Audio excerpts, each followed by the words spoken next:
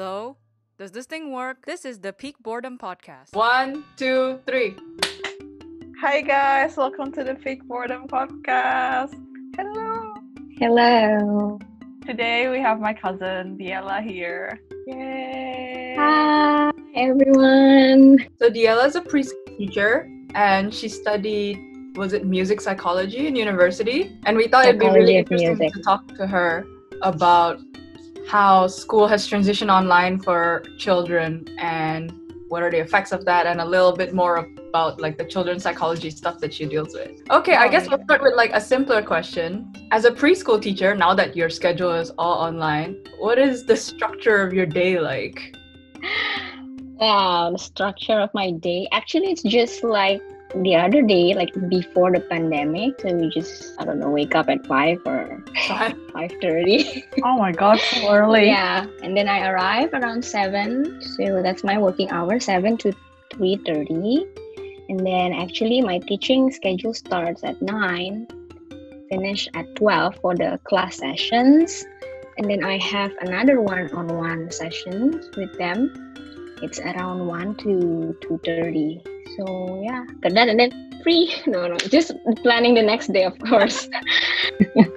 Actually, it's just the same thing. But the thing is with online learning, because this is new, I need to, prepare the PPT, the presentation, and then the worksheet that I need to print a week before and then send them a week before. So yeah, I think I need like a longer time period for planning compared to the usual one. But basically, it's just the same thing. Oh, and one thing. With this online learning, we sent, not my school, where I work, we send materials too. So we have, added work actually that we need to make the materials because my school is about a Montessori, so it's more like handmade Montessori materials like that. So that's new for us. So what exactly is Montessori? Because I don't think people know the difference, right? Oh yeah. Actually, Montessori is a view on educations that believes that kids they are capable to learn on their own. So we are here just to facilitate them rather than, telling them what to do. And then, you just give them a lot of activities that give them a lot of physical life trainings and stuff, a lot of numbers and pictures and books, and they will learn eventually. You just have to be there and assisting rather than pushing them like we have this goal for you for 1 year and stuff. So yeah, it's more like students friendly. I don't want to say students, like the child friendly for them. It's up to them, their pace, their interests. Yeah, that must be really difficult to transition online then. Well, in the first place, how do you tell a child what's happening? Because I think even adults have difficulty understanding what's happening, right? Yeah. Well, I always say to everyone who asks, like, what do I tell them? And they are just a small adult, small human being for me. So I just tell them what's happened. So there is this virus called COVID and stuff, and it's very dangerous. And then I think that's why we need to stay at home for now. So you need to learn at home. So just be very clear and keep it simple, but at the same time they can understand that there's something here around the world. I think my students, they understand. I don't know about the others, but from my experience, they understand. The thing is, they are still a student, a kid. So sometimes it is hard for them not to wanting go to school. Does it make sense?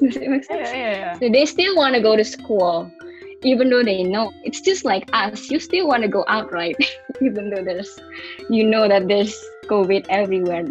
They still want it, but they know that why do we have to do this? Yeah, it's really difficult because a lot of parents, they want their child to have that on-campus learning experience, right? Uh-huh. And at that young age is such a crucial age to develop social development skills, to learn how to interact with people. So how do you encourage that through a screen? Because that must be really challenging. Actually, I do have a case. I think a couple of weeks ago, a mom talked to me. She said, I mean, my daughter, she loves going to school. But I mean, during this online learning, every time she wakes up in the morning, she said, oh, do I have school? She said that only 3 or 4 years old. That's quite sad for me, actually. But the mom said to me that they want to see me, they want to talk to me, but they just don't want to do the lesson, right? So because what they think about school is just playing, talking with friends, eating with friends, which is true, right? I mean, that's how we teach them not only language and math, but also other skills like social emotional skills, as you mentioned. So yeah, it's quite hard. But so what I suggested to the mom is, this is what I do. I give them time to talk. I have this chatting Friday, so they can talk whatever they want there. I know it's not very effective, and again, this is a new thing for all of us, for the parents, for the students, even for the teachers, right? So we don't really have answer right now, but I think hopefully we can together, the parents, the students, the teachers, we can like work hand in hand, find a way, a solution, because this is new. I have no answer for that, but I think that's what I do. I mean, I encourage them to talk during the lesson, and I think I focus more on the social, emotional. I ask them to ask friends and stuff. So I just kind of let them talk. I don't really push them to like, listen, this is ABC, whatever. I just give them like a time for them to expressing themselves, even though it's hard. So I think now we need help too from the parents. Now they are at home. I hope they can talk to them, communicate better, like try to explain things the way the teachers explain things. I know it's been hard for them too. I understand that, but I think that's what we can do now. So, I think especially like in Asia, where like education is just like hear everything, listen, like do everything. Now is the time. Even in higher education, we're in a university where people need to understand that we just have a certain mental health capacity that needs to be met. Even as kids, it's just gonna take a while be like learning, but also having like a certain threshold where you can be comfortable but also take a break, because we're online all the time. And I think for kids, not having that interpersonal skills with everyone is kind of tiring for them, because like it's work for them, right? Yeah, I mean, online learning is not for the kids. What about you? You are still studying and stuff, right? Have you adapted well? No. Right? Even it's hard for you, for them who don't really understand. I mean, they don't really know how to reason this. It's hard too, right? So yeah, I mean, I think it's time for us to take a break, slow down, think of what's essential for the education, even for the younger one and for you guys too, I think. Yeah, I mean, it's weird. Like, we go to education. I remember if I just have a flu, I would just go to school because I don't want to miss anything. But now they're like, oh, do you need a break? What's happening? But I think that's important, studying, but also knowing that you have to like take a break. The change kind of emphasized that really well. Maybe more to kindergarten, because they just need more breaks now. And people think breaks are like useless, but breaks are like reflection. Yeah, my experience was a bit different because the lockdown happened mid-March, and by that time we were in the second half of the spring semester already, and after that we just did our own individual projects. So we had classes online, and then everything just kind of moved towards more individual stuff. So it wasn't as bad as maybe Mars's experience. You still have classes online daily, but it gets harder to focus. There's a less motivation to get up and actually like be productive. And also you kind of realize how much time you spend in transportation. Yeah, I do realize that too. I think more in Indonesia though. Yeah. Because like you don't know when it's like work, when it's not work, because you're not always in this but you're in the same environment all the time. Yeah. Because I also went to a similar school in Montessori. It's called Waldorfschule, where they also focus more on art and stuff. So going to that school is really hands-on. You're drawing, you're playing the flute, not the flute, I can't play it, the recorder. You're just doing everything hands-on, and then if you don't understand, there's always someone you can like, what the hell are they talking about? But like online, you have to physically like type. Like I don't even know if they can type, so they have to like, what is going on? Yeah, what happens when little kids try to ask questions? Do they click like the raise hand button? Yeah. Or So they have their guardians, their mom or their dad or a nanny there with them. Sometimes they just interrupt me, teacher, in the middle of something, which is, it's okay.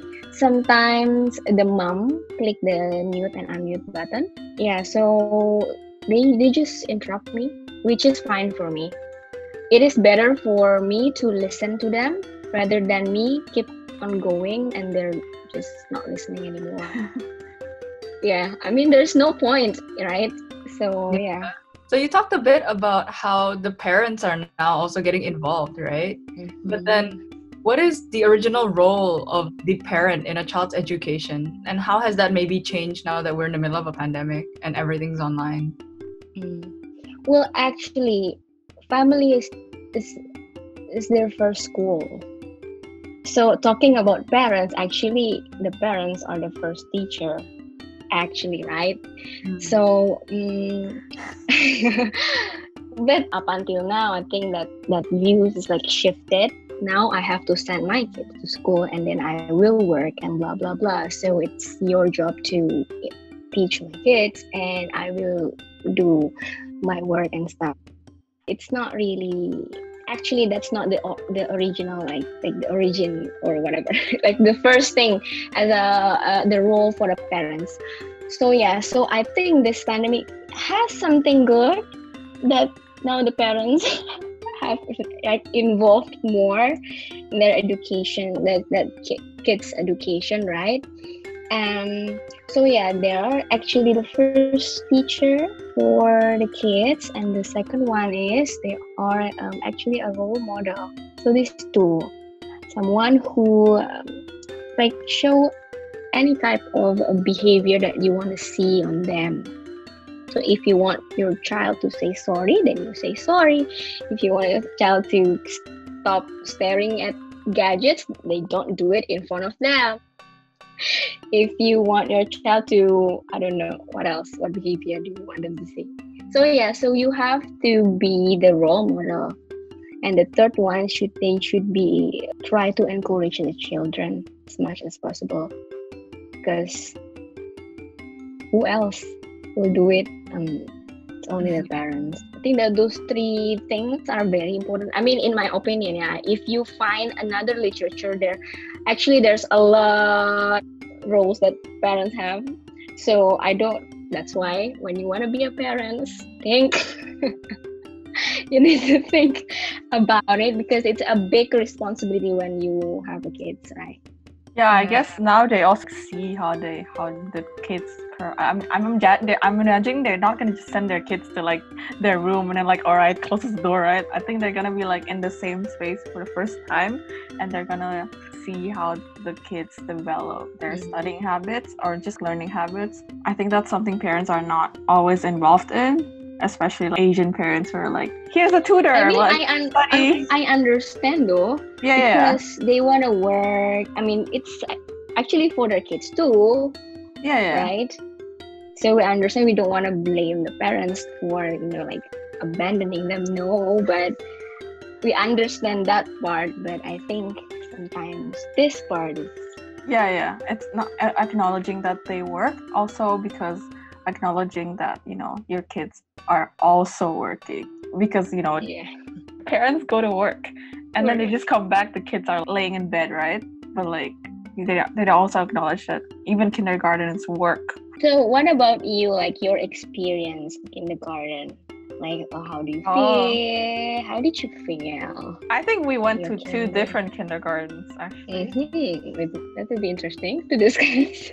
I definitely went to a more goal-oriented school where everything was more academic rather than hands-on. It definitely wasn't a Montessori because I never heard the concept of Montessori until my younger sister had to go to one. Oh, interesting. Yeah, I don't remember much about the actual activities that we did. I think I remember vaguely my school uniform. That's about it. And I lived like a walking distance away from my preschool. But I remember going to my sister's kindergarten because my sister's 2 years younger than me. And what my mom told me that is that my younger sister's not suited for the type of school that I went to. So my sister was sent to a Montessori, and my God, her school was bigger. It's got a playground. Her class looks like a playground itself because there's so many toys. And when my sister would get home, there's so many like little things that you could do, like using tweezers to pick stuff up, sifting stuff using a sieve. What else did you do? We did a lot of things. Wow, okay, like what? Pouring water, I think, So right? basically, they teach you English, like basic English, and then they teach you life skills.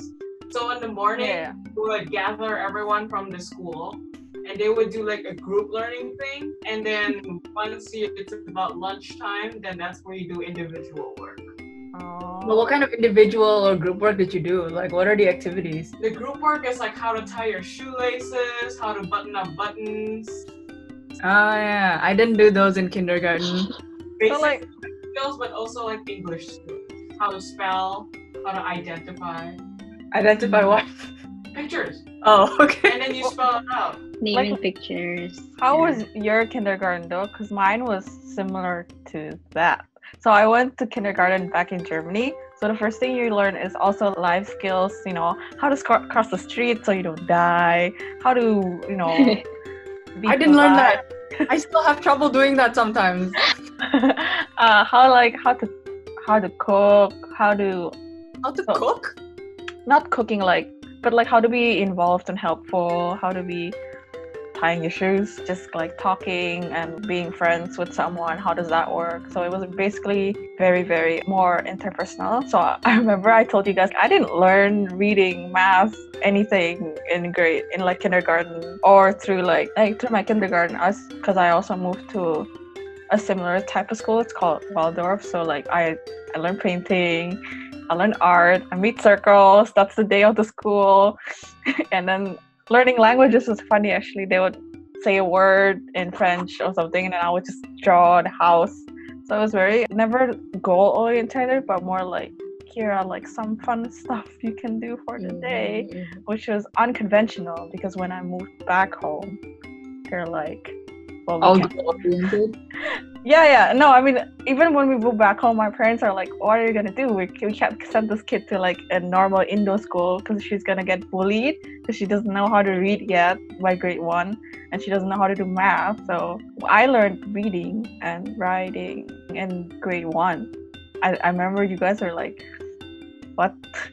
Because that was something that was brought up previously, was that should kids learn how to read by first grade? Is that a goal that you think is reasonable? Because age 6 sounds like a reasonable, you should know your alphabet, but I don't know about reading necessarily. I mean, I remember seeing a joke from Trevor Noah where he says that there's 26 letters in the alphabet and you still have adults saying, what comes after Q? Wait, so when you learn reading and writing in kindergarten, how does that work? Do you just sit in the station and they're like, all right, this is A, this is B? Almost. It's really interesting because I didn't speak English as a child. I grew up, I didn't even know this until I was told this years later, but I think my first language was Mandarin, and I reached a preschool and no one understood what I was saying. I remember briefly speaking to my teachers, but for some reason they didn't understand what I was saying, and I got confused, what's going on. And now that my parents told me it was actually speaking Mandarin, that makes a lot more sense. And then so throughout preschool it was about switching over to English and being more fluent in English. Completely forgotten any lick of Mandarin until I went to Taiwan to study. But reading and writing. The thing is, I don't have much recollection of that. It might have been really more. remember. You guys don't remember Yeah. at all? That's interesting. I though. think it might have been more Indonesian style, where there's ba, na, Yeah. banana, like slowly, phonetically, which gets really confusing because English is not an easy language, right? Yeah. E, re, read, but then it's God. also read, and you're like, Yeah. I used to get so confused because I would learn German reading and then I had English now, like, and then they say the alphabet differently, and I was like, God. But yeah, it did help me. Like in grade 1, I kind of knew how to be in a new environment, so it didn't feel. So I moved to another country back home, right? So it didn't feel weird or anything. But that's an interesting question. Like, when should we teach reading and writing? Because definitely it really helped. Even in the family, I know it was probably really annoying, but in the family, I was always the one that people are like, yeah, why don't you, like, I don't know, like, make fried rice with Mars? I would be the one that's more question things and talk to adults, I guess. And then you and everyone in my family would be hesitant to do that, which is what I noticed, because education is education. But like I learned how to like communicate and all that weird stuff. So, and I do notice the difference. Well, yeah, I mean, actually, you're asking about when is it the right time for a kid to start reading and writing. Actually, when they are ready.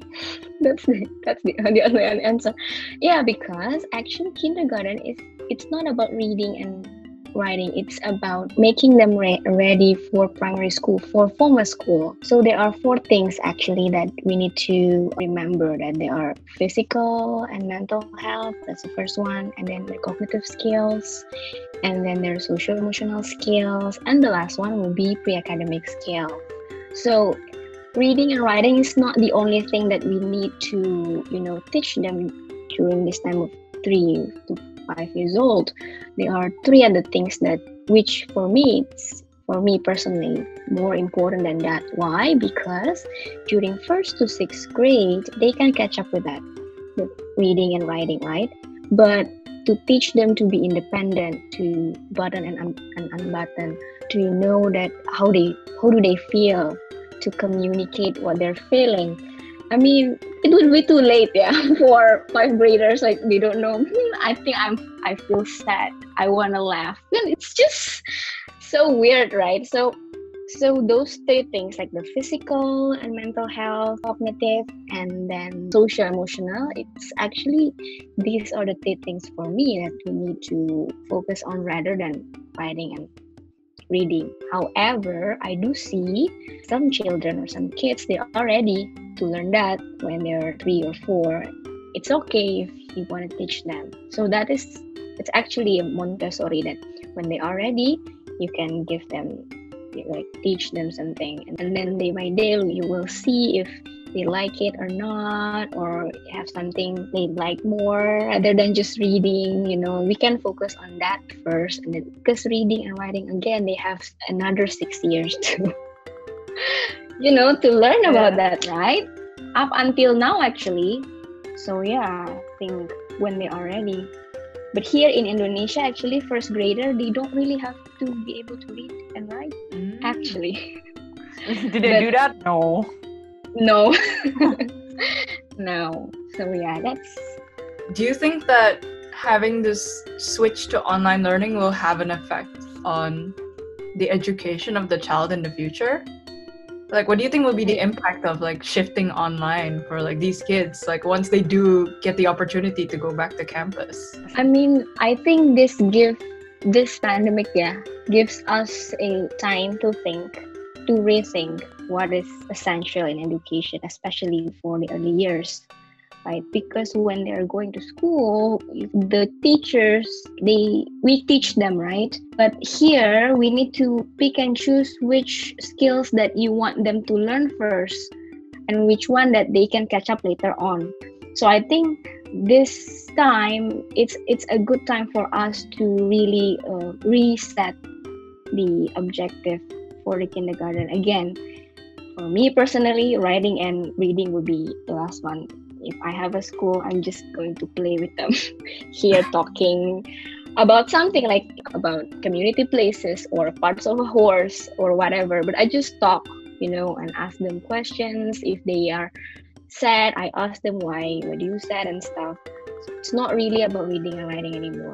And then when they go back to school, we can use that and then adjust with what we have found during this pandemic, right? I think this is good for us because it's been a long time that we have just do this, I don't know, for 100 years. I don't know, like probably the teacher longer. Saying something and then you follow it, right? But here, I think that's the good thing about this pandemic, That's how. What about you? Yeah, definitely. Even in my higher education, there is a sense of more creating like a safe space. And I feel like education, sometimes it's like a competition, like, oh, you should be first. Especially in Indonesia where they have like rankings. Like, why? But anyway, I think I never actually understood that. Growing up, like my aunt would ask me what my rank is, and I wouldn't understand because my school didn't have rankings. Yeah, so I just gave up and said first. Yeah. I think eventually it was gone too, but just the whole system that you need to be better than someone, eventually it's not working, right? Because if you're better at someone, you're not collaborating or compensating with whatever there is. So I think learning that you're not here to be beating people up, but you're here to learn how people learn stuff and how to collaborate and be understanding of their places and like just how they are right now is kind of like very important education that gets left off easily, especially for kids. They're just thrown to like kindergarten. They're like, what is this? Why am I in another place? I do feel like it's important for people to start reevaluating what they want out of education, right? And I understand the importance of academics, but your point of that can be pushed off to later, that can be learned at later stages. I feel that is true because the one thing that I feel education lacks is teaching kids how to deal with the world, right? How to interact with people, how to, like, a lot of adults don't know how to cook for some reason, how to be tolerant of others, how to be considerate and empathetic, how to collaborate. Those ones are skills that I feel a lot of kids need to learn. How to handle sadness and how to accept part of themselves, Those are like really difficult conversations people don't want to have, so they just kind of push aside. But I feel like learning it from a younger age would be good. Yeah, because like I didn't understand emotions at all as kindergarten. Like, I think a funny story. What do you mean? Kaya, a funny story my parents always tell me, like I was kind of monotone as a kid. I didn't understand what sadness is, or like I didn't even understand what dangers. Well, I didn't understand what dangers is, like, but that's because I actually learned that in like kindergarten when I was crossing the street. You learn this stuff, emotions and stuff that I think that my cousins didn't. Like, I don't think you did learn that because it was just very academically already like thrown in your face. I mean, at that time I remember being really jealous because you're learning Mandarin, you're learning reading, and I can't even read my own name in kindergarten. But it did really help me in positioning myself in education and knowing when I should stop, reevaluate everything. But people are also starting to reevaluate whether higher education is worth it, right? Because it's expensive. Oh, we're going there? We can if we want to, but like I feel like it's a necessary topic that going to university is expensive. And like people have said before that a university degree is not going to give you an advantage over people, but you're going to be penalized for not having one. And that's painful. It's a painful reality because not everyone can afford to go to higher education. And it depends on the quality as well, right? Some higher education schools teach very good skills. Others of them are purely academic. Some of them confuse me because I've met students who are in third year university who don't know how to write a lab report, which is weird because what have you been doing in high school and university? Like you specialize in STEM. What have you been doing since high school? So I feel like you're right. This is a really good time for people to reevaluate education because I think you mentioned previously in a chat with us that education develops so slowly. Research and the development of what to do with education is so slow. Yeah, because now I think we are forced to think of a new way of learning, right? And this is a new thing for all of us, even for the kindergartens, for teachers, for students, for you, for everyone actually. So we need to think of a new way of learning. We think it would be better for us to think together rather just blaming each other, because I think sometimes this part or that part, they try to express their frustration through blaming each other. I think we need to stop that and then think of ways of how to, make things better, even though we cannot see each other, right? Just through online learning and stuff. I guess touching a bit on your education, because you learned about music psychology, and like, how would you, because music is an unused equipment, I would say, in the education system, right? Like, I learned piano quite early on. I don't think it was my parents' intention to use music as a tool necessarily. They just wanted me to have the motoric skills, because piano does encourage more hand-eye coordination. Is it hand-eye? Which got really useful because my hands are more stable than some of my colleagues whenever we do like experiments. But it's interesting that apparently this is not standardized, right? Not a lot of kids learn music in school. So how do you feel is the role of music in early development? So music, I think, is very accessible to anyone, right? Everywhere, anytime. So when I say how to incorporate music to kindergartens, actually, I mean, not necessarily they have to practice piano, really, but through singing or just listen to a music would be a good medium for them to learn. So, like from that, they can learn about comparison, high notes and low notes, right? And then you can sing them something, and then through the lyrics they can learn something too. And then rhythm, of course, and like you say, like the fine motor skill, they know how to clap, rhythmic, what's the word? Rhythmic? Yeah, so do the clap and stuff. So I think it's a very easy method for us to teach a lot of things. We touch the physical skills, motor, gross motor, and fine motor, and then we touch the cognitive. Actually, when you sing, you need to be focused. When your friends start singing and then you just stay there, of course, you want to be together, right, with your friends. So you need to be focused and then do the singing and stuff. And then social emotional, you can use different kind of lyrics to teach them how to feel, so from the content itself, from the lyrics, it would be great. And then pre-academic skills, of course, ABC song, you know that. It's like art. Did you guys ever have a project where you have to make a music of something you have to learn? Like I did like a rendition of a song to like animal cells. Oh, I think they did that like further into education, but not in preschool. Not hands-on, but just turning a song in something you've learned to. Like not in preschool. Not really? At all? Oh. No, we sang songs maybe, but that's it. But that's close enough. Oh, you know what? What the weird thing I did? That's so embarrassing. But in the middle of kindergarten, first grade, I had this really weird class in the Waldorfschule where the teacher would play music, and then you would learn emotional skills. Like you would be running around a circle with music and be like, I'm a bear and I'm a butterfly. It sounds very, very... That sounds like something preschool would do, yeah. Yeah. It's something absurd and crazy. I remember my dad always telling the story, and my family would be like, so you're sending your kid to school to pretend that she's a bear, things around that she's a bear. I don't know, but what do you think about incorporating more putting those kinetic type of learning with music? I think that is speech and drama, maybe you can say. Something like that. Speech and drama. I think we have that at school, which is I think the kids, they like it so much. They have to be a Rapunzel or a bear or Tarzan or Moana. It's helping them to express themselves, actually, which is very good, the skills that you have mentioned before. It's rather than reading and writing, I prefer to do that. It was absurd at my age, knowing what you guys were doing at my age. How did you feel? That probably would have encouraged students to learn more when they go further instead of, oh, I have to get this grade. Oh, I have to do this. Funny story, I'm actually very different from what I was in primary school. So, you know me, like pretty organized, pretty put together. I know what I want. As a kid, I am super disorganized. I never wrote things in my agenda. Sometimes I forget my agenda exists.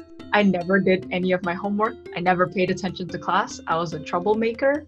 And that was because like, I wanted to have fun, and I thought like that was the only way to interact with kids. So like the idea of going to school and pretending to be a bear or a butterfly, that sounds so much more fun than oh, I have to do additions. Oh, suddenly I have like a test and I have to memorize the whole timetable. That's not fun. I mean, I think one of a big role for kindergarten, especially kindergarten teacher, is to create a fun learning experience. So they like learning, and then they reach, I don't know, high school. They like it because they have a very vivid memory about learning itself. So when they are in a university or higher education, we don't really have to push them like, please, you learn something, dude, get this and that. No, they will just learn naturally, right? So I think that will be a big responsibility for kindergarten, that to create that fun learning experience. And I think through music and then your speech and drama, it would be a great experience for them, I'm sure. Actually, I'm curious, what kind of songs would you recommend to play to children? Because I know everyone by default always goes to classical music, specifically Mozart. But for kids? Yeah, for kids. Because I remember as a child, my mom maybe had like quite a few CDs and they were all Mozart, and quite a lot of them were the same songs. Wait, did they play that because Mozart turns you smart or something? I know they have. It's called Mozart effect. Oh yeah. What I know you talked about it beforehand, but what do you think about that? I don't know if it's true. But I mean, for kids that they are here, for that one, I mean, mom who is pregnant, you can just put a headphone there and then you play Mozart or whatever. I don't know if it's working or not, because I don't either. How do you measure that? Anyway. So there's a lot of factors, right, when you do that research. I don't even understand why Mozart specifically, because there's so many different types of classical music, right? But they limit it purely to just Mozart. And growing up, like you only hear the same names over and over again, right? Mozart, Beethoven, Mozart, Beethoven, Bach, Handel, and then that's it. And then once you go into like different ones, like there's Prokofiev and Rachmaninoff. No, you're just spitting facts. I get it. Like these kids did like piano way longer than me. Okay. But like as a child, I feel like, you know what? For your speech and drama thing, Camille Saint-Saëns composed like the Carnival of the Animals, and he kind of imitates animals through song, and that would have been like such a fun like association thing for kids. But instead they just go to Mozart and Twinkle Twinkle. Yeah. You know what? Any songs, no? Yeah, why I said music was in that I think eventually we would like make up our own songs. Nothing like hard, but like, you know, bear. I don't remember much. I just remembered, actually a funny thing is the guys had to wear like skirts too, like a dress, because like, you know, so you can really like run around. That's how I remember. There is a lot of like music incorporated in it. Yeah, that sounds like so much fun. It was fun, I have to admit. Yeah. Actually, any song you can choose, you know. Any like song? For that Mozart though, I think if I'm not mistaken, actually the first research about that using Mozart piece, I think. So that's why it's called Mozart effect. Actually, any classical music that you play, but I don't know if it's like traditional. What about traditional music? I mean, there's nothing wrong with it. It's just it contains rhythm and melody. That's music already. So you can use any music you want. Right? So yeah, but again, you want it to be effective. So I choose it for kids 3 to 5. I just want a song with lyrics so they can just say it. So for their speaking too, their speech, and then their memorization. right? They try to focus and memorize the song and stuff. And then through the lyrics, you want to say something, right? So not EDM then. EDM would be ineffective, I guess, but I don't know. I I haven't read any any research about it. If you use it effectively, anything can be used. I haven't heard EDM that's like suitable for kindergarten in terms of lyrics, to be honest. Not the lyrics lab, but like the rhythm and stuff. Yeah, because EDM, if I'm not wrong, does 8-beat counts.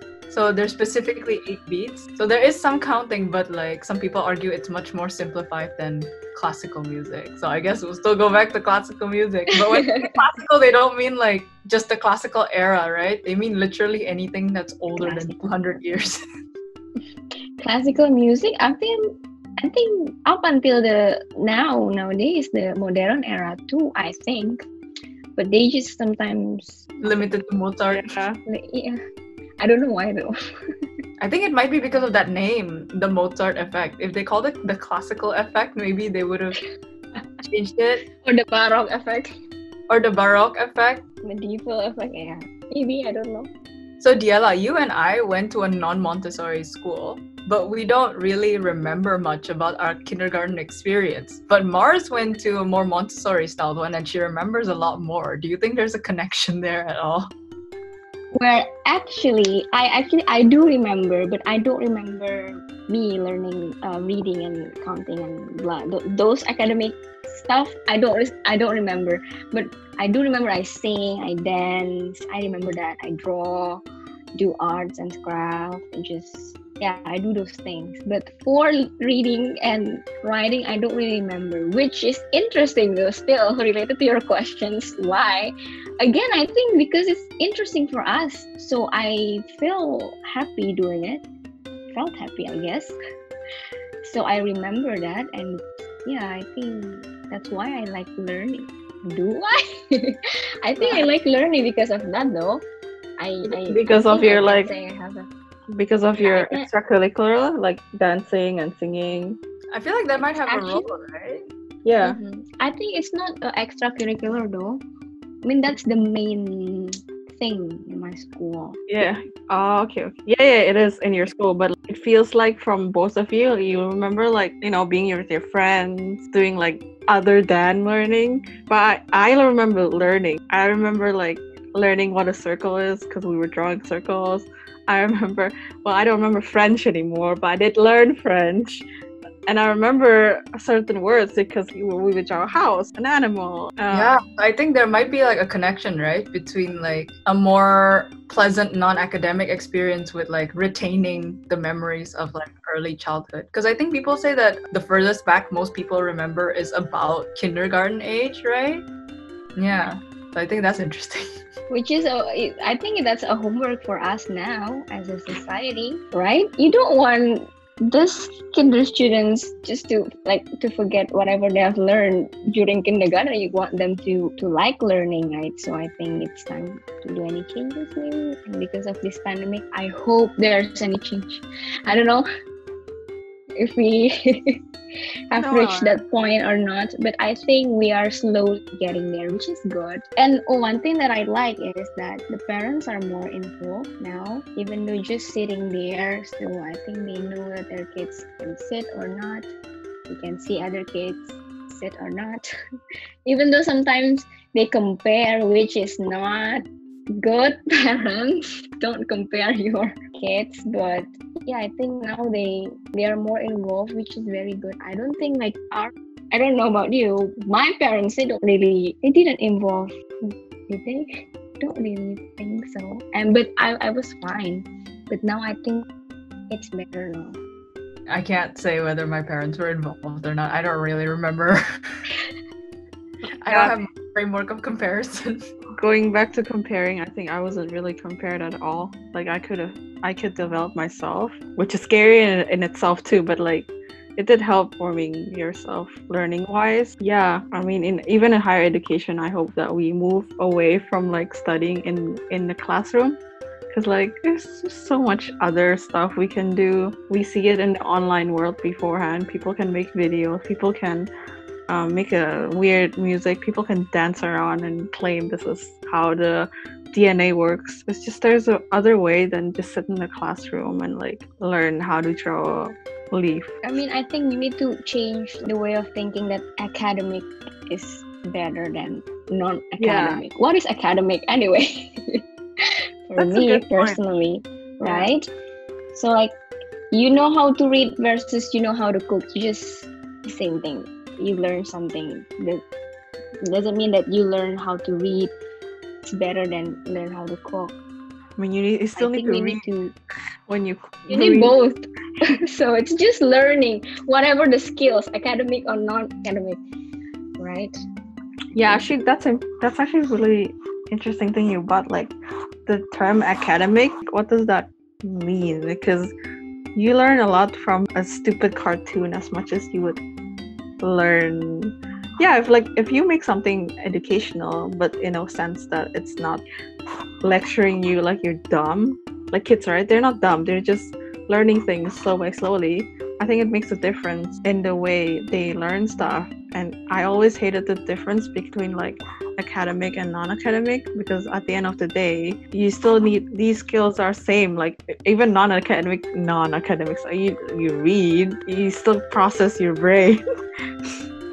Yeah. So that's a really good note that we could end on, that we need to reevaluate society's expectations and the definitions of academics, questions, and the equipment you use, like music and and being a bear. So thank you so much for coming in our podcast. Thank you for having me. I hope you enjoyed it. I do. Stay tuned for another interesting person. Yeah, see you. Bye. Bye. Hello, hi. Thank you for listening to the Peak Boredom Podcast. This is Mars and Inga signing off, and don't forget to tune in next week. Please. Bye.